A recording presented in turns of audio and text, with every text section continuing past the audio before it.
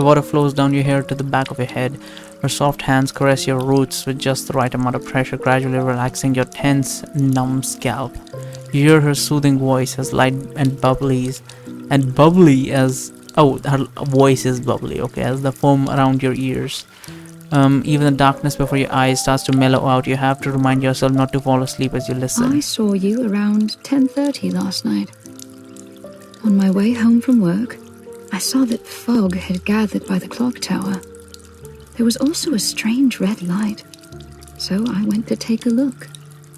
As soon as I got to the alley, I saw you on the ground, struggling to crawl out, as if trying to escape the dense fog behind you.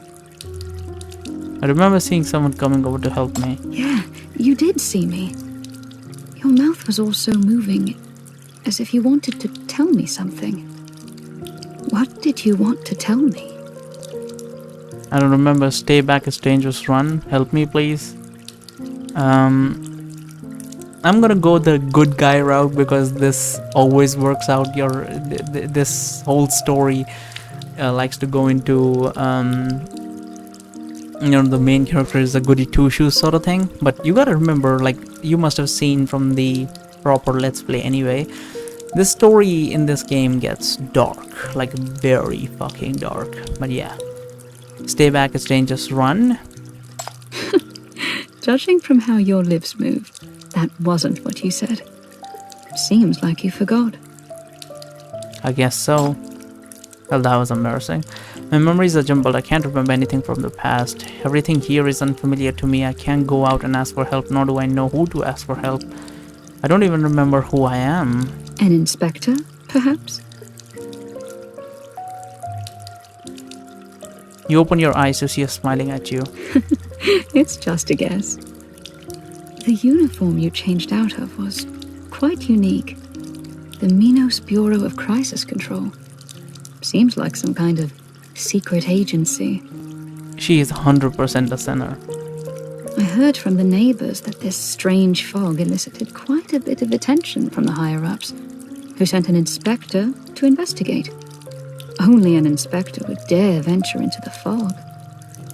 Plus, you couldn't even wait for me to get off work before going off to chase the fog. Isn't this the temperament of an inspector? It sounds about right. I'm kind of cool.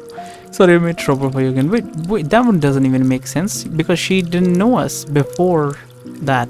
So, oh, like she's talking about right now. Okay, that way. I just slammed my fucking phone onto the ground, but okay. Yeah, I'm gonna go with sorry, I made trouble for you again. Don't worry about it. I think the great inspector who caught the mysterious culprit is a fitting title for you. She is fucking patronizing me or something, I don't know. The wash is done. Come, sit here. Let me trim this a bit for you. This time she ushers... Why is the font smaller? This time she ushers you before a mirror, puts you in a barber chair, then blow dries your hair. From the reflection, you watch her stare at your hair as she combs it carefully, as if designing a new hairstyle in her mind. Her warm fingertips brush against your ears and neck from time to time. Feel free to keep asking, Mr. Inspector. There's an inquisitive passion in your eyes. Okay. How did she know you were looking at her? Was it a woman's intuition? You decided to cast aside your personal question and ask something more formal. Ask about the mysterious fog that blocked off the tree. Ask about the hair monster in the fog. Ask about the mysterious lantern in the fog. I want to know all three of these, but I'm gonna go with the hair monster in the fog. You tell her about the rumors you've heard and the battles you've encountered. Della flashes a puzzled look. A monster made of hair? Did it appear in the fog? I haven't heard of anything like that before. I did hear that Mad Shears would appear alongside the fog, but in all the stories, Mad Shears looks like a person, not a monster made of hair. It must be something that appeared just recently, maybe even today. Ask about the mysterious fog that blocked off the street. The fog in this street has been around long before I moved here. Usually, it appears only once in a while. I heard that all signals die in there, and people will also lose their way. No one inside the fog can get out, and no one outside can get in. So it's a spatial anomaly. But it never lasts long. In 1 or 2 hours, or even less, the fog will dissipate, and everything will go back to normal.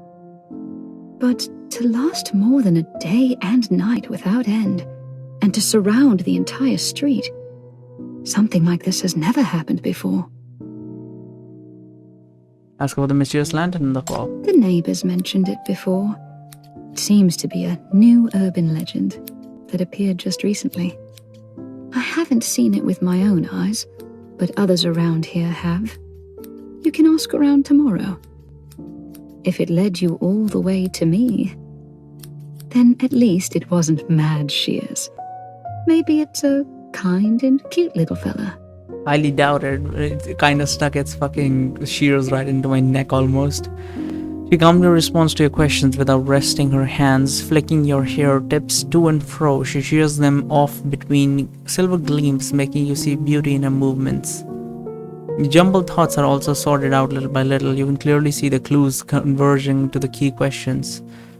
The one that attacked me 2 nights in a row. Could it be Mad Shears of the Foggy Night?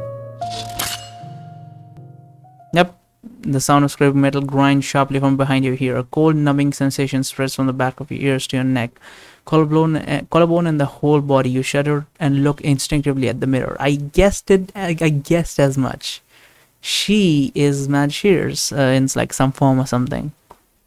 Those petite barber shears are still dancing lightly, never sticking to your skin, nor certainly expanding and piercing through your throat, towards your throat. Adele lowers her eyes, smiling gently as she strokes your hair with her left fingertips. That's a possibility.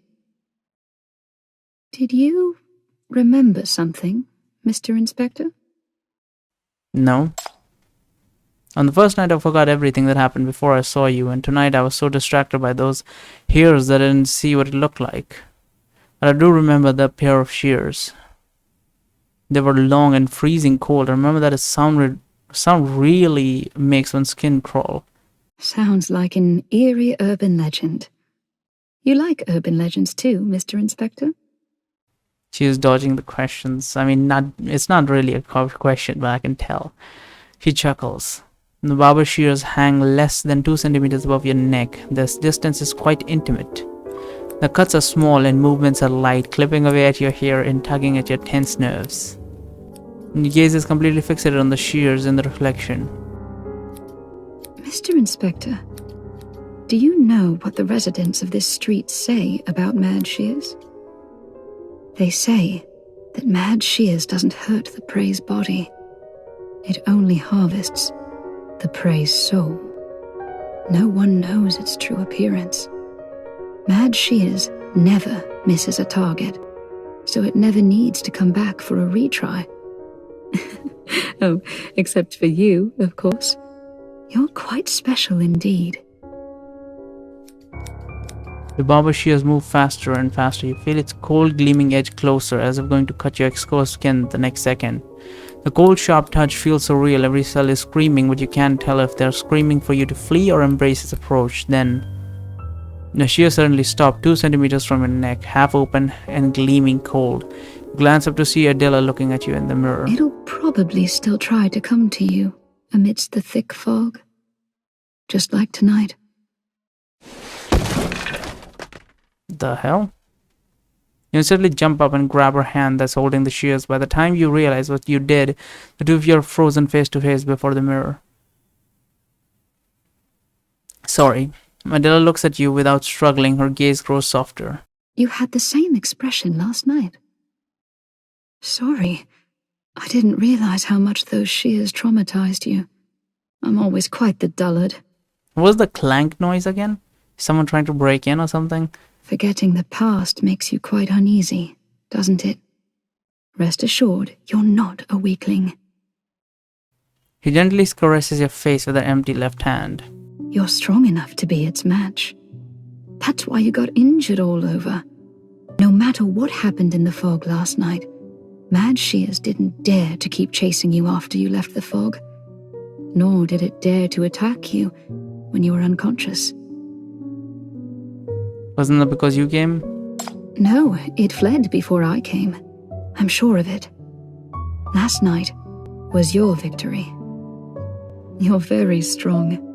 It's just that you can't remember. But that doesn't change who you are. I mean, if you can't really remember, the person that was before you is kinda dead. And if the memories are restored, then the person that you are will assimilate into the person that you were. And if not, the memories do not come back, then the person that you were is dead and you are a copy or a new baseline version of the person that you were. The person may not change, but you are not him or her that was before. For example, the person that was me when I was 15 is different from me today at 25. It's different. So if I lost all my memories till the age of 15, that's a completely different person, not me.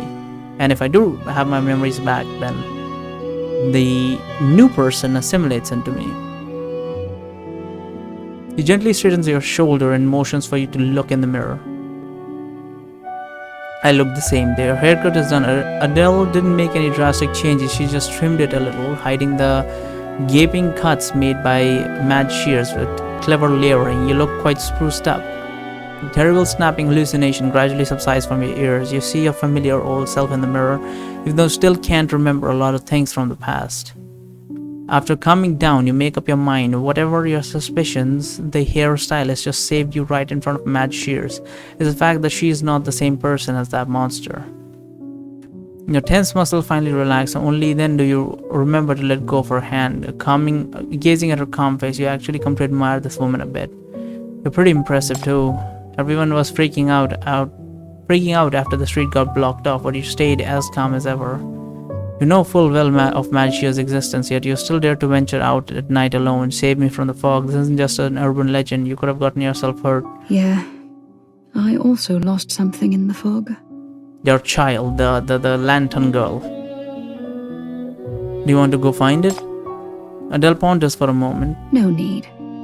Things are fine the way they are. My life is as peaceful as always. I'm content.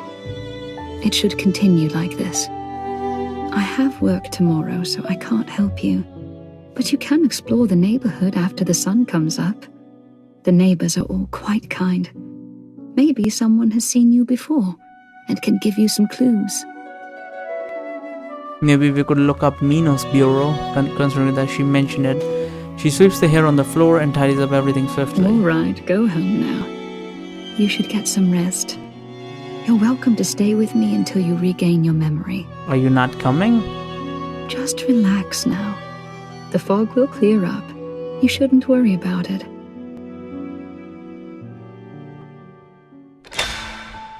Night 1 main story unlocked. And how do I access that? Is this the maximum zoom out? Is this it? Oh, I did all 61. Cool. Night 2. Why am I always going out at night? That's kind of weird, but okay.